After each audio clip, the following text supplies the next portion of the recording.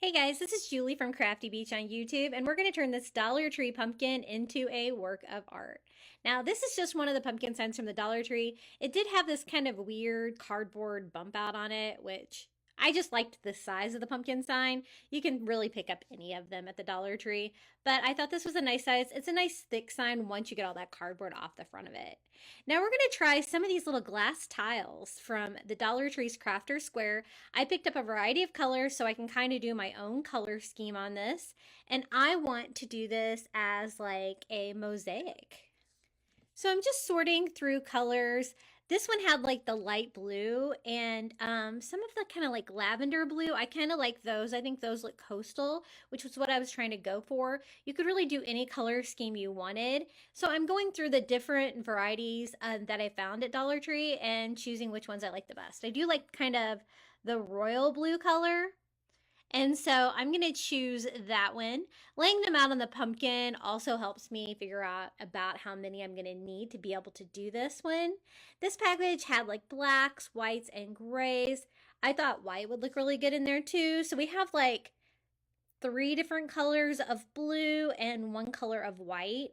I think that's going to look really coastal and make this really beautiful. So I think that's enough to cover it. I'm not going for like crazy coverage on there. I'm just going for, some pretty color. Now for adhesive, I thought I would try some Dollar Tree adhesive. This is called the multi-purpose cement to see how well it does to attach these little glass tiles to the piece.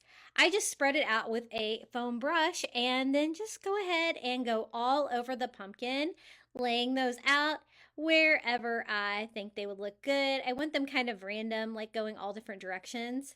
I do about 1/3 of the pumpkin at a time, spreading out that glue, and the glue worked really well. So, you don't always have to use E6000. Dollar Tree does have some good adhesives that you might want to check out. So for the last section, I'm trying to evenly disperse like that, like royal blue color. So it's not all gathered together, but I really kind of do that with all the colors, just laying them all out, filling in as much as the area as I can.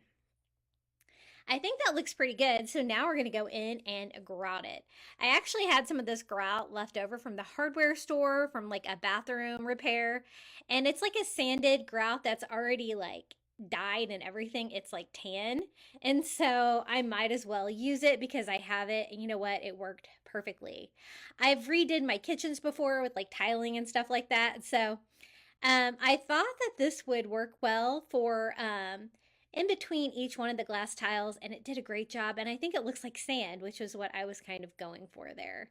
So I just use one of those putty knives from the hardware section at Dollar Tree, and I am smoothing that out all over.